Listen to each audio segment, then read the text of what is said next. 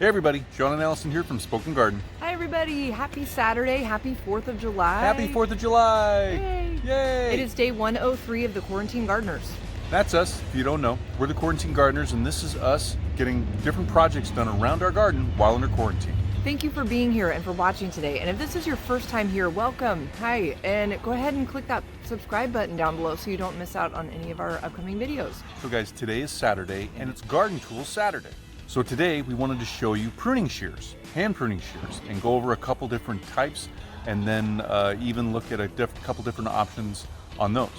Now, pruning shears, it's that must-have tool. It's something that you, as a new gardener especially, you should really invest in a good pair of pruning shears. They're not that expensive. There's different styles, like Sean said, we're going to show you a few of those, and maybe this will help you kind of figure out what kind you need for your own garden. Yeah, we hope so. And two, you know, Allison and I, when we come out into the garden, we actually grab a pair of pruning shears with us. You never know when you're going to need them to deadhead or do some other things, so we just grab them and keep them with us. So guys, here's some pruning shears. And so what we have here is mainly we have what's called a bypass pruning shear, which is almost like a scissor in a way, but it's got a cradle. So here's my pair, and these are my favorite. So you can see if I open these up, they've got a cradle right here. And then they have the pruning part, the cutting part of the pruning shear. What happens is you put a stem or whatever you're gonna cut under here and stabilize it. It kind of grabs it and stabilizes it. And then the shear comes down and it actually cuts on that. Bring it around. So you see that cradle on the bottom part, and then there's the actual blade.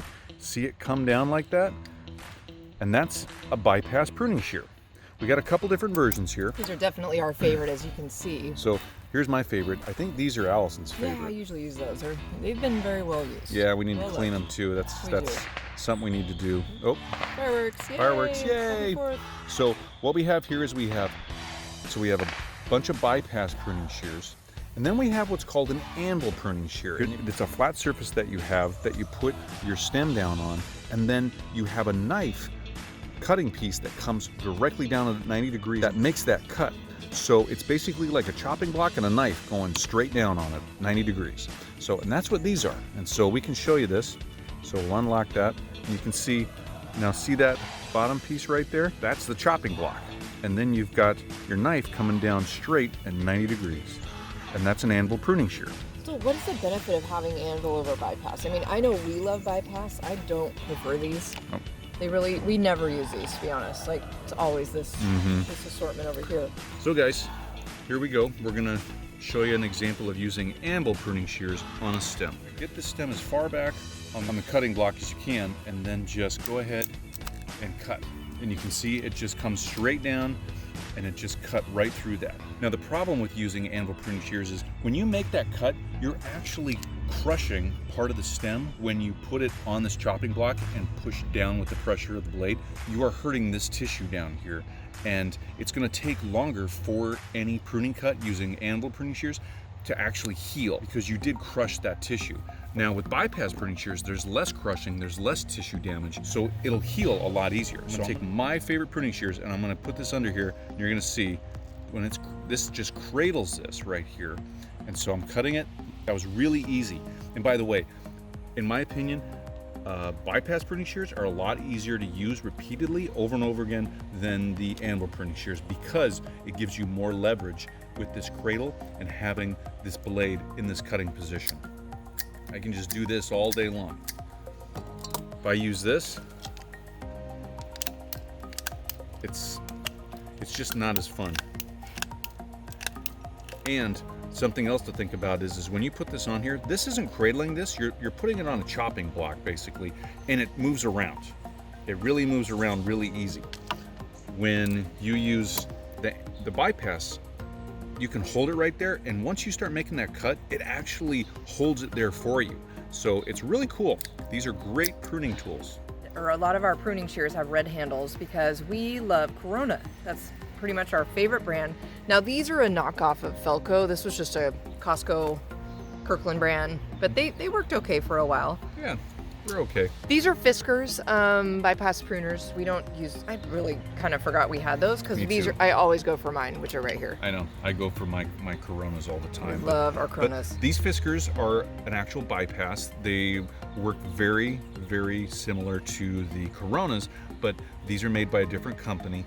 They've got a little bit different angle to them, and it's supposed to be a little bit more ergonomic for your hand and for pruning and getting in different positions to make that pruning cut. But they're still bypass, they still work really good. Something that came out about 2 years ago or so is Corona came out with these really great new pruning shears. These are bypass pruning shears, and these are really cool. And they've got these really nice rubber handles, these gel handles. They're called Comfort Gel, really cool. They're nice, they feel really good on your hands. The great thing about these pruning shears is they've got this dial on them that you've probably already seen. And it's on the number 1, so that means it's only gonna open so far, but you can actually switch this. If you take this and go to, let's say 4, look how much further that opens up. And so let's do it again. Let's go all the way to 8, which is the top setting. Look how further open that gets. So this tool by Corona is made for people that have either smaller hands or they have a harder time gripping anything to actually make the cut. And if these are open too far and they can't make the cut, all they need to do is take this and dial it down literally, and then it doesn't open as much and they can get a lot more cutting power with their hand. Yeah, I tried these out a couple times, and they're very comfortable to hold. So I like the comfort gel of the handle.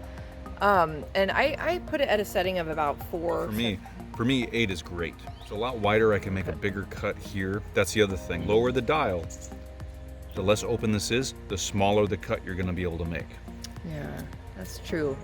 And that is a nice feature. I like that you can choose what strength you want and what size cut you want. So that's kind of a cool feature for these. I'm always going to go back to these. So Yep. These are just the Corona Classic Cut pruners, and they're our favorite. Yep. We don't go gardening without them.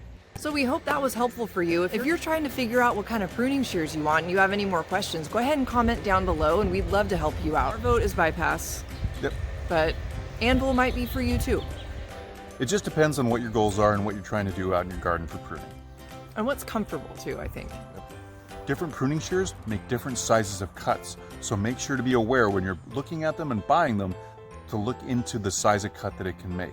Some go from 1/2 inch up to 3/4 inch, some go all the way up to 1 inch to 1.5 inch, depending on the brand and what they offer, so keep that in mind.